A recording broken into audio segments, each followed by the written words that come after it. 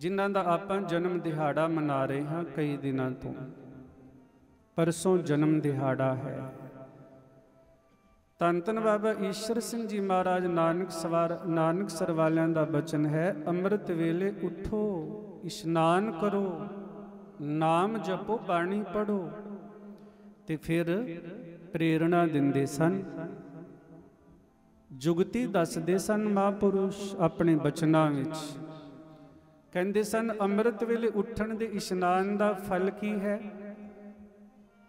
ਕਈ ਸਵਾਲ ਕਰ ਦਿੰਦੇ ਨੇ, ਅੰਮ੍ਰਿਤ ਵੇਲੇ ਕਿਉਂ ਉੱਠਣਾ ਚਾਹੀਦਾ ਹੈ, ਇਹਦਾ ਫਲ ਕੀ ਹੈ?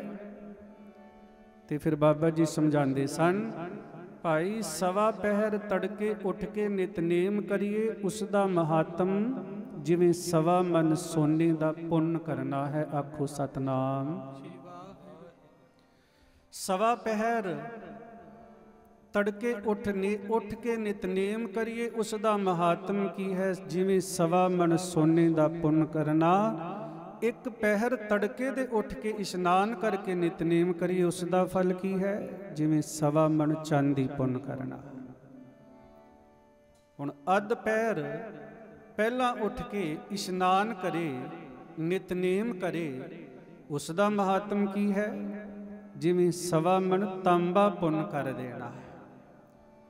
ਪਉ ਪੁੱਠਣ, ਜਦੋਂ ਪਉ ਫੁੱਟਦੀ ਹੈ, ਪਉ ਫੁੱਟਣ, ਸੂਰਜ ਚੜ੍ਹਨ ਤੋਂ ਪਹਿਲਾਂ ਜਦੋਂ ਚਿੱਟਾ ਜਿਹਾ ਹੁੰਦਾ ਹੈ ਨਾ, ਉਸ ਵੇਲੇ ਇਸ਼ਨਾਨ ਕਰੀਏ, ਨਿਤਨੇਮ ਕਰੀਏ, ਉਸ ਦਾ ਫਲ ਕੀ ਹੈ? ਬਾਬਾ ਜੀ ਦਾ ਬਚਨ ਕਹਿੰਦੇ ਜਿਵੇਂ ਸਵਾ ਮਣ ਦੁੱਧ ਦਾ ਪੁੰਨ ਕਰਨਾ। ਤੇ ਸੂਰਜ ਚੜ੍ਹਨ ਤੋਂ ਬਾਅਦ ਇਸ਼ਨਾਨ ਕਰਨਾ, ਨਿਤਨੇਮ ਕਰਨਾ, ਉਹਦਾ ਨਾ ਪੁੰਨ ਤੇ ਨਾ ਪਾਪ, ਕੇਵਲ ਸਰੀਰ ਦੀ ਸੁੱਧੀ ਹੈ। ਗੁਰੂ ਪਿਆਰੀ ਸਾਧ ਸੰਗਤ ਜੀ, ਮਨ ਸਿਰਫ ਮਨੁੱਖਾਂ ਦੇ ਨਾਲ ਹੀ ਨਹੀਂ, ਜਿਹੜਾ ਸਾਡਾ ਮਨ ਹੈ ਇਹ ਸਿਰਫ ਮਨੁੱਖਾਂ ਦੇ ਨਾਲ ਹੀ ਨਹੀਂ, ਜੇ ਇਹ ਰੁੱਖਾਂ ਨਾਲ ਪਿਆਰ ਕਰਨ ਲੱਗਦਾ ਹੈ ਤਾਂ ਉਸ ਦਾ ਅਸਰ ਵੀ ਇਸ ਤੇ ਹੁੰਦਾ ਹੈ। ਜੇ ਜਾਨਵਰਾਂ ਨਾਲ ਪਿਆਰ ਕਰਦਾ ਹੈ ਤਾਂ ਇਸ ਦਾ ਵੀ ਅਸਰ ਮਨ ਤੇ ਹੁੰਦਾ ਹੈ। ਭਾਵ ਮਨੁੱਖ ਦਾ ਮਨ ਜਿਸ ਨੂੰ ਵੀ ਪਿਆਰ ਕਰਨ ਲੱਗ ਜਾਏ, ਭਾਵੇਂ ਉਹ ਬੁਰੇ ਬੋਲ ਹੋਣ ਜਾਂ ਚੰਗੇ, ਮਾੜੀ ਵਿਚਾਰ ਹੋਵੇ ਜਾਂ ਚੰਗੀ, ਲਾਲਚ ਤੇ ਕਾਮ ਨਾਲ ਭਰੇ ਖਿਆਲ ਹੋਣ ਜਾਂ ਭਾਈਚਾਰੇ ਤੇ ਆਤਮਾ ਦੀ ਖੁਰਾਕ ਨਾਲ ਭਰੇ ਹੋਣ, ਮਨ ਜਿਸ ਨੂੰ ਵੀ ਪਿਆਰ ਕਰਨ ਲੱਗ ਜਾਏਗਾ, ਮਨ ਤੇ ਉਸੇ ਦਾ ਹੀ ਅਸਰ ਹੋ ਜਾਂਦਾ ਹੈ। ਉਸੇ ਤਰ੍ਹਾਂ ਇਹ ਮਨ ਵਿਹਾਰ ਕਰਨ ਲੱਗ ਪੈਂਦਾ ਹੈ। ਪਰ ਇੱਕ ਸੰਗਤ ਐਸੀ ਹੈ, ਜਿਹੜੀ ਸੰਗਤ ਵਿੱਚ ਹੁਣ ਤੁਸੀਂ ਬੈਠੇ ਹੋ, ਗੁਰਬਾਣੀ ਦੀ ਸੰਗਤ, ਰੱਬੀ ਪਿਆਰ ਦੀ ਸੰਗਤ, ਜੇ ਮਨ ਨੂੰ ਗੁਰਬਾਣੀ ਦੀ ਸੰਗਤ ਪਿਆਰੀ ਲੱਗਣ ਲੱਗ ਜਾਏ, ਫਿਰ ਵਿਸ਼ਵਾਸ ਕਰਨਾ ਕਿ ਜ਼ਿੰਦਗੀ ਵਿੱਚ ਕਿਸੇ ਹੋਰ ਦੀ ਸੰਗਤ ਦਾ ਅਸਰ ਨਹੀਂ ਪੈਂਦਾ। ਆਖੋ ਸਤਨਾਮ। ਫਿਰ ਇਹ ਸਦਾ ਇੱਕੋ ਜਿਹਾ ਰੱਬੀ ਰੂਪ ਬਣ ਕੇ ਰਹਿੰਦਾ ਹੈ, ਕਿਉਂਕਿ ਗੁਰਬਾਣੀ ਉਸੇ ਦਾ ਹੀ ਰੂਪ ਹੈ। ਪਰ ਸਾਡੀ ਜੋ ਹਾਲਤ ਹੈ, ਭਗਤ ਸਾਹਿਬ ਬਾਬਾ ਕਬੀਰ ਜੀ ਦਾ ਬਚਨ ਗੁਰਬਾਣੀ ਵਿੱਚ ਆਇਆ ਹੈ, ਸਾਨੂੰ ਦੱਸ ਦੇਂਗੇ। ਬਚਨ ਕਰਦੇ ਹਨ ਕਿ ਮਨ ਜੇ ਥੋੜਾ ਚਿਰ ਉਸ ਦੀ ਯਾਦ ਵਿੱਚ ਬੈਠਦਾ ਹੈ ਤਾਂ ਇਹ ਪੰਖੀ ਬਣ ਕੇ ਉੱਡ ਜਾਂਦਾ ਹੈ। ਮਨ ਥੋੜਾ ਚਿਰ ਵੀ ਉਸ ਪਿਆਰੇ ਦੀ ਯਾਦ ਵਿੱਚ, ਰੱਬ ਦੀ ਯਾਦ ਵਿੱਚ ਬੈਠਦਾ ਹੈ ਤਾਂ ਇਹ ਪੰਖੀ ਬਣਦਾ ਹੈ ਤੇ ਉੱਡ ਜਾਂਦਾ ਹੈ। ਜਿਸ ਨੂੰ ਬਾਬਾ ਜੀ ਨੇ ਕਿਹਾ, ਕਬੀਰ ਮਨ ਪੰਖੀ ਭਇਓ, ਉੱਡ ਉੱਡ ਦਹਿ ਦਿਸ ਜਾਏ, ਜੋ ਜੈਸੀ ਸੰਗਤ ਮਿਲੈ ਸੋ ਤੈਸੋ ਫਲ ਖਾਏ। ਭਗਤ ਕਬੀਰ ਜੀ ਕਹਿੰਦੇ ਨੇ ਕਿ ਹੇ ਕਬੀਰ, ਇਹ ਜਾਣਦਿਆਂ ਵੀ ਕਿ ਪ੍ਰਭੂ ਦੀ ਸਿਫਤ ਸਲਾਹ ਵਿਕਾਰਾਂ ਨੂੰ ਸਾੜ ਕੇ ਪ੍ਰਭੂ ਚਰਨਾਂ ਵਿੱਚ ਜੋੜਦੀ ਹੈ, ਇਹ ਜਾਣਦਾ ਹੈ। ਮਨੁੱਖ ਦਾ ਮਨ ਪੰਛੀ ਬਣ ਜਾਂਦਾ ਹੈ, ਜਾਣਦਾ ਹੋਇਆ ਵੀ ਪੰਛੀ ਬਣ ਜਾਂਦਾ ਹੈ। ਇੱਕ ਪ੍ਰਭੂ ਦਾ ਆਸਰਾ ਛੱਡ ਕੇ ਭਟਕ ਭਟਕ ਕੇ ਮਾਇਕ ਪਦਾਰਥਾਂ ਦੇ ਪਿੱਛੇ ਦਸੀਂ ਪਾਸੀਂ ਦੌੜਦਾ ਹੈ। ਪਰ ਇਹ ਕੁਦਰਤ ਦਾ ਨਿਯਮ ਹੈ, ਕਿ ਜੋ ਮਨੁੱਖ ਜਿਹੋ ਜੀ ਸੰਗਤ ਵਿੱਚ ਬੈਠਦਾ ਹੈ ਉਹ ਜਾਈ ਉਸ ਨੂੰ ਫਲ ਮਿਲਦਾ ਹੈ। ਹੁਣ ਕਹੋਗੇ ਕਿ ਸਤਸੰਗ ਕਰਨ ਦਾ ਕੀ ਲਾਭ ਹੈ, ਕੀ ਮਹੱਤਮ ਹੈ? ਭਾਈ, ਸਤਸੰਗ ਕਰਨ ਦੇ ਨਾਲ ਰਸਤੇ ਦੀਆਂ ਸਾਰੀਆਂ ਰੁਕਾਵਟਾਂ ਦੂਰ ਹੋ ਜਾਂਦੀਆਂ ਹਨ। ਆਖੋ ਸਤਨਾਮ। ਇਸ ਕਰਕੇ ਕਰਨੀ ਚਾਹੀਦੀ ਹੈ ਸਤਸੰਗ। ਸਤਸੰਗ ਕਰਨ ਦੇ ਨਾਲ ਮਨ ਸ਼ਾਂਤ ਹੋ ਜਾਂਦਾ ਹੈ। ਜੋ ਵੀ ਕੰਮ ਹੱਥ ਵਿੱਚ ਲਵੋਗੇ ਉਹ ਜਲਦੀ ਪੂਰਾ ਹੋ ਜਾਏਗਾ। ਜਦੋਂ ਆਪ ਖੁਦ ਧਿਆਨ ਕਰੀਏ ਤਾਂ ਉਸ ਨੂੰ ਤਪ ਕਹਿੰਦੇ ਨਹੀਂ। ਜਦੋਂ ਸੰਗਤੀ ਰੂਪ ਵਿੱਚ ਧਿਆਨ ਕਰੀਏ ਤਾਂ ਉਸ ਨੂੰ ਸਤਸੰਗ ਕਹਿੰਦੇ ਨੇ। ਤੇ ਸਤਸੰਗ ਕਰਨ ਤੋਂ ਬਾਅਦ ਜੋ ਇੱਛਾ ਬਣਦੀ ਹੈ, ਜਿਸ ਤਰ੍ਹਾਂ ਹੁਣ ਤੁਸੀਂ ਬੜੇ ਸਮੇਂ ਤੋਂ ਬੈਠ ਕੇ ਸਤਸੰਗ ਸੁਣ ਰਹੇ ਹੋ, ਕਰ ਰਹੇ ਹੋ, ਜੋ ਵੀ ਇੱਛਾ ਬਣੇਗੀ ਉਸ ਨੂੰ ਮਹਾਰਾਜ ਭਾਗ ਲਾਂਦਾ ਹੈ, ਉਹ ਪੂਰੀ ਕਰ ਦਿੰਦਾ ਹੈ। ਉਹ ਤੁਹਾਡਾ ਮਨ ਦਾ ਜੋ ਖਿਆਲ ਸੰਕਲਪ ਹੈ ਉਹ ਗੁਰੂ ਪੂਰਾ ਕਰ ਦਿੰਦਾ ਹੈ। ਸੋ ਭਾਈ, ਗੁਰੂ ਪਾਤਸ਼ਾਹ ਜੀ ਕਿਰਪਾ ਕਰਨ, ਸਾਰੀਆਂ ਸੰਗਤਾਂ ਨੂੰ ਇਸੇ ਤਰ੍ਹਾਂ ਆਪਣੇ ਚਰਨਾਂ ਦੇ ਨਾਲ ਜੋੜੀ ਰੱਖਣ। ਸੰਤ ਬਾਬਾ ਤ੍ਰਿਲੋਚਨ ਸਿੰਘ ਜੀ ਦਾ ਅਤੇ ਸਮੂਹ ਇੱਥੋਂ ਦੇ ਰਹਿਣ ਵਾਲੇ ਮਹਾਂਪੁਰਸ਼ਾਂ ਦਾ ਬਹੁਤ ਬਹੁਤ ਧੰਨਵਾਦ। ਗੁਰੂ ਮਹਾਰਾਜ ਜੀ ਕਿਰਪਾ ਕਰਨ, ਇਸੇ ਤਰ੍ਹਾਂ ਹੀ ਇਹ ਪਿਆਰ ਦਿਨੋਂ ਦਿਨ ਵੱਧਦਾ ਜਾਏ। ਜਿਨ੍ਹਾਂ ਵੀ ਸੰਗਤਾਂ ਦੀਆਂ ਡਿਊਟੀਆਂ ਲੱਗੀਆਂ ਹੋਈਆਂ ਹਨ, ਸਭ ਨੂੰ ਬੇਨਤੀ ਹੈ ਕਿ ਆਪੋ ਆਪਣੀ ਡਿਊਟੀ ਤੇ ਤਤਪਰ ਹੋ ਕੇ, ਭਾਈ ਬਾਬਾ ਜੀ ਤਾਂ ਇਸੇ ਵਿੱਚ ਖੁਸ਼ ਹੁੰਦੇ ਹਨ। ਦਾਸ ਬੇਨਤੀ ਕਰਦਾ ਹੈ ਕਿ ਪਰਸੋਂ 26 ਤਰੀਕ ਨੂੰ ਨਾਨਕਸਰ ਦਰਬਾਰ ਏਕਤਾ ਕਲੋਨੀ ਤੋਂ, ਕਰਨਾਲ ਤੋਂ ਬੱਸਾਂ ਆਉਣੀਆਂ ਹਨ। ਇੱਕ ਦੂਸਰੀ ਸੰਗਤ ਨੂੰ ਜ਼ਰੂਰ ਦੱਸ ਦੇਣਾ। ਜਿਹੜੀਆਂ ਸੰਗਤਾਂ ਹੋਰ ਸਵਾਰੀਆਂ ਤੇ ਨਹੀਂ ਪਹੁੰਚ ਸਕਦੀਆਂ, ਉਹ ਨਾਨਕਸਰ ਏਕਤਾ ਕਲੋਨੀ ਗੁਰਦੁਆਰੇ ਵਿੱਚ ਪਹੁੰਚ ਜਾਣਾ। ਸਵੇਰੇ ਚੱਲਣ ਦਾ ਉੱਥੋਂ ਸਮਾਂ ਹੈ 9 ਵਜੇ ਦਾ। ਇੱਥੇ ਫਿਰ ਸਾਰਾ ਸਤਸੰਗ ਸੁਣ ਕੇ 4 ਵਜੇ ਫਿਰ ਇੱਥੋਂ ਵਾਪਸੀ ਜਾਣਾ ਹੈ। ਰੋਜ਼ਾਨਾ ਗੁਰੂ ਪਾਤਸ਼ਾਹ ਜੀ ਦੀ ਕਿਰਪਾ ਦੇ ਨਾਲ, ਬਾਬਾ ਜੀ ਦੀ ਪ੍ਰੇਰਣਾ ਸਦਕਾ ਸੰਗਤਾਂ ਉੱਥੋਂ ਲੰਗਰ ਵੀ ਲੈ ਕੇ ਆਉਂਦੀਆਂ ਹਨ। ਜਿਹੜੀਆਂ ਸੰਗਤਾਂ ਨੇੜੇ ਤੇੜੇ ਦੀਆਂ ਹਨ, ਉਹਨਾਂ ਨੂੰ ਬੇਨਤੀ ਹੈ ਕਿ ਜੇ ਤੁਹਾਡਾ ਮਨ ਕਰੇ ਕਿ ਅਸਥਾਨ ਤੇ ਇੱਥੇ ਲੰਗਰ ਪਹੁੰਚੇ ਤਾਂ ਉੱਥੇ ਪਹੁੰਚਾ ਦੇਣਾ।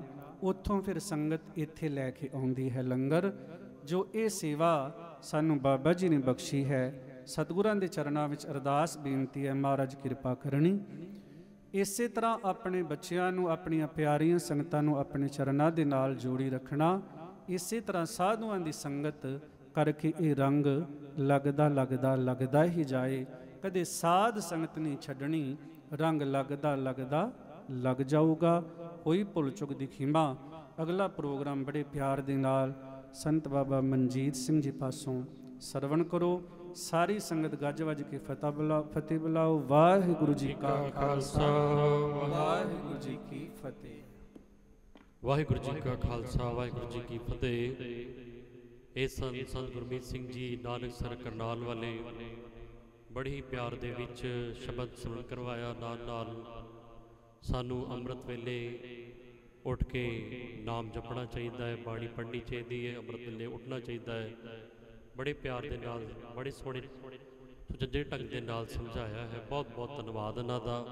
ਜਿਵੇਂ ਇਹਨਾਂ ਨੇ ਦੱਸਿਆ ਕਿ ਕਰਨਾਲ ਤੋਂ ਸੰਗਤਾਂ ਲਿਆਉਣ ਦੀ ਸੇਵਾ ਵੀ ਨਿਭਾ ਰਹੇ ਨੇ ਔਰ ਲੰਗਰ ਪ੍ਰਸ਼ਾਦੇ ਦੀ ਸੇਵਾ ਵੀ ਉੱਥੋਂ ਆ ਰਹੀ ਹੈ। ਬਹੁਤ ਬਹੁਤ ਧੰਨਵਾਦ ਹੈ ਇਹਨਾਂ ਦਾ।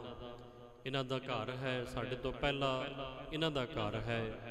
तो गुरु की संगत जी बेनती करांगा, हुण समा बहुत घट रह गया क्योंकि लगभग जिहड़े पानीपत की संगत और करनाल की संगत पहुँची है, वो सरदार मान सिंह जी दस रहे ने साढ़े कोल 8 जत्थे पहुँचे ने ते 8 जत्थियां ने किवें समा लाना है वो सारी सैटिंग इत्थे होवेगी क्योंकि 2-2 जत्थे निपटाए जाणगे।